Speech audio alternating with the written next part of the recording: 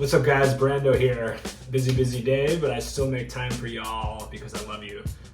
So today I want to talk about basically the winning attitude.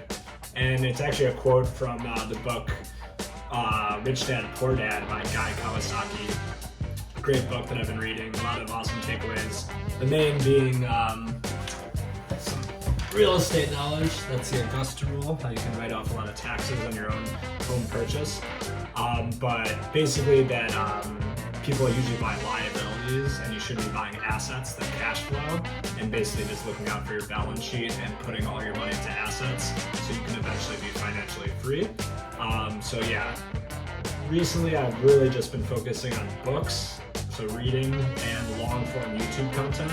I know I've been making these like 5-minute videos, but after the 3-month challenge or the 30-day challenge, I'm going to start doing like 15-minute plus videos, hopefully adding a lot more value and having it a lot more structured and edited. But for now, it's just fun to talk to the camera and connect with you guys. So yeah, basically buy assets, so stuff that cash flows, and the ultimate freedom comes when your assets cash flow more than your expenses. So in order to get assets, you're supposed to invest the gap between your income and your expenses. That's like the amount of money you can actually put into buying assets. And then once your assets cash flow enough to cover your expenses, that's when you're technically wealthy. So that's the goal, not to be rich but wealthy. But the other element of that is being able to fail. And in order to buy assets, it's risky. So, you're not going to beat your expenses through cash flow by investing in the S&P 500 or like stocks and bonds. In some stocks, maybe small cap, mid cap, riskier investments like that. But basically, winners, they're not afraid to fail. So that's like the main takeaway from this video. Winners are unafraid to be losers. That's the quote. Winners are unafraid to be losers, okay?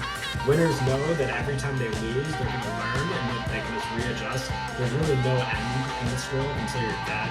So as long as you don't die, you can keep going and you can keep going to win.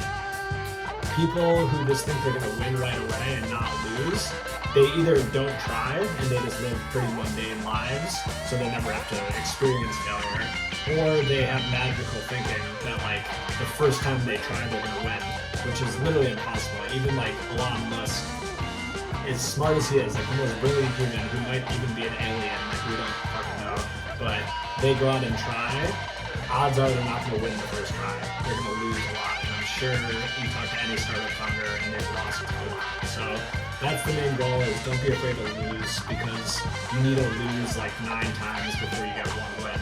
And the more you can have the mental resilience to pick yourself up and keep moving, the quicker you get to the win. So it's basically like, look at it as like every fail is like one step, one like experience point towards the win. And it's like a video game, like you go through these battles and you get hit a lot, but you also come out on top. And the more times you come out on top, the more likely you are to win. So yeah, that's the main takeaway.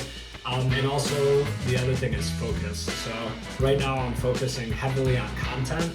I've always been an actor and realized that that's like my purpose and what I want to do, but I haven't really applied it in terms of business. And there's a huge cash grab when it comes to YouTube. A lot of people are making millions of dollars, and literally all it takes is a phone, a ring light, and a voice. And that's why I'm doing this. I'm trying to build my voice so I can eventually have more of an impact on more people and more freedom for myself. So, I'm really like, you can probably see it in my eyes, I'm not afraid to fail. Like, I'm just here to talk and say whatever I'm learning on a day-to-day. Every day I'm really in the mindset of like growth. Like, I'm just trying to do everything I can. For example, this morning, and it has to do with progressive overload, like I talked about yesterday on my rest day. But another thing I tried adding today, one thing at night, I've been trying to cut off all electronics at 7:30 and be in bed sleeping by 9 p.m. I'll like listen to like an audiobook or like a podcast while I'm in the bath, and then once I'm in bed, the podcast ends and I click the button on my phone and it's off and I'm in bed. And it worked really great. And the next thing I want to do is wake up at 6:30. I set my alarm for 6:30, and first thing I did is I grabbed my phone and went on Instagram. which is a big no-no. I want to start waking up, not touching my phone, not getting into any gadgets until I'm done work, and then maybe at breakfast I can like do that shallow stuff after. But I basically woke up at 6:30, hit the snooze until about 7:15. But I've finally got a full night's rest. So now tonight I'm in bed at 9 p.m. and I'm definitely getting up at 6:30 tomorrow. I lost today, so today I was a loser. And the other thing is when you follow through with what you set out to do, you have that winner attitude, you know? Had I woke up at 6:30 today, I would have had like 10% more confidence today. Things have been going great. Like I booked a part on a show that I'm working tomorrow, on like a funny show that I can't really talk about. What else happened? I got this interview set up because I had a job interview with like a bartending kind of catering company, and yeah, just other good things have been happening. Oh, and the other thing is when you wake up early in the morning and don't distract yourself with your stupid gadgets, that time is your most productive moment and where your brain is going to do its deepest work. And that's another thing. I really right at 7:30, I made some tea, some green tea, sat outside, chugged some water, did like a gratitude journal, and then hopped right into the deep work. Sent maybe like 50 emails, literally like just like blasting out emails, contacted all these people, and got an account for doing user-generated content for the skincare line. So it's literally like, you know, like I do believe in law of attraction, but I also believe that our brains are the hardest things to battle.